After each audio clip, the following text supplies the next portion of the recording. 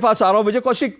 मैं अक्सर अपने कार्यक्रम में दो टूक में आपकी इस बात के लिए प्रशंसा करता रहा हूं कि आप बहुत खुल करके अपनी बात रखते हैं, और आप कई बार यह भी कह चुके हैं कि राहुल गांधी को गलत लोगों ने जो है सलाह देते हैं, राहुल गांधी के आसपास जो सलाहकार हैं वो सलाहकार मंडली ठीक नहीं है।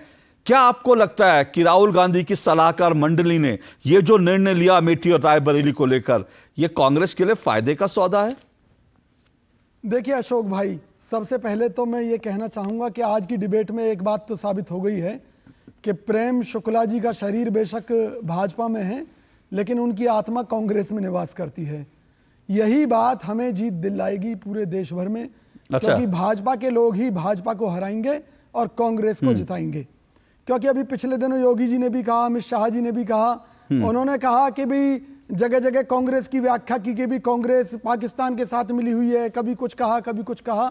असल में तो आज कांग्रेस भाजपा में मिली हुई है, क्योंकि मैक्सिमम कांग्रेसियों को इन्होंने भाजपा में ले जाकर उम्मीदवार बना दिया, जिससे भाजपा में रोष है। हरियाणा में भी 6 पूर्व कांग्रेसी आज भाजपा के उम्मीदवार हैं। यही बात कांग्रेस को जीत दिला रही है। अब जहां तक राहुल गांधी जी का सवाल है, तो ये जो फैसला है ये भावात्मक मुद्दा ज्यादा है।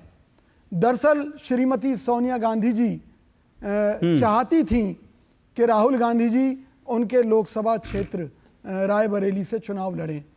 वहाँ की जनता से भावात्मक रूप से सोनिया गांधी जी जुड़ी हुई हैं, इसलिए अपनी माता जी के आदेश को शिरोधार्य करते हुए उन्होंने कि भाई, जैसे कि अभी तहसीन पूनावाला भाई ने भी बताया कि वहाँ की जो रिपोर्ट थी बहुत ज़्यादा अच्छी ना होते हुए भी राहुल गांधी जी ने निर्णय लिया कि भाई हम वहाँ से हर हाल में लड़ेंगे और जीत हासिल करेंगे।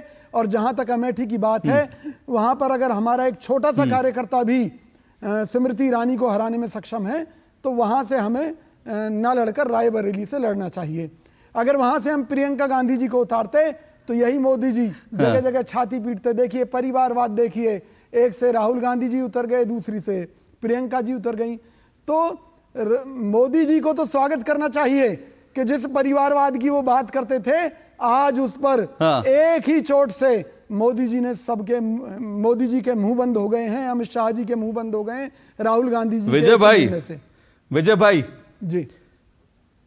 भाई और तहसीन जी, मेरी एक बात सुनिए। थोड़ी बहुत जानकारी मेरे पास भी आती है, कांग्रेस के कुछ मेरे भी मित्र है, वो अलग बात है कि मेरा नाम जो है कांग्रेस ने 14 प्रतिबंधित पत्रकारों में डाला है, लेकिन मेरे मित्र अभी भी वहां पर है। नहीं, अरे सर, वो मेरी आत्मा। और मैं फिर कह रहा हूं, अगर आप इसका लेकर के अगर पूरा आप आकलन करेंगे मीडिया में, सोशल मीडिया में, परसेप्शन की लड़ाई कांग्रेस हार चुकी है अमेठी में राहुल गांधी के छोड़ने से। केवल अकेले मोदी जी हैं जो ये कह रहे हैं कि राहुल गांधी जी वायनाड की सीट भी हार रहे हैं और रायबरेली की भी, जबकि आप खुद कह रहे हैं कि रायबरेली उनके लिए सुरक्षित सीट है। पूरी भाजपा इसी बात को कह रही है कि उन्होंने सुरक्षित सीट के तौर पर रायबरेली से दावेदारी की है। तो सीधी सी बात है कि रायबरेली से राहुल गांधी जी जीत रहे हैं और हमारे मुताबिक वायनाड से भी जीत रहे हैं।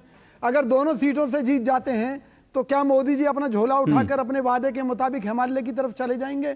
नहीं जाएंगे, क्योंकि वो हर हाल में सत्ता पर काबिज होना चाहते हैं।